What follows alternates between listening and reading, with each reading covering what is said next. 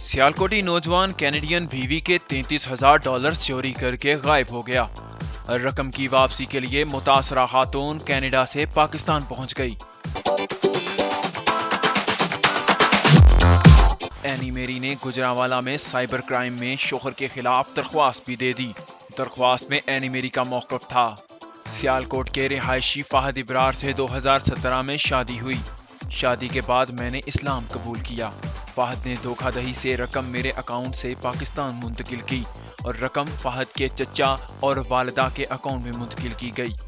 मेरे शोहर ने मेरे $33,000 चोरी किए हैं। रकम की वापसी और शोहर को जेल भिजवाने पाकिस्तान आई हूँ। उम्मीद है पाकिस्तान में मुझे इंसाफ मिलेगा। Zaheeruddin Babar, news alert, Sialkot.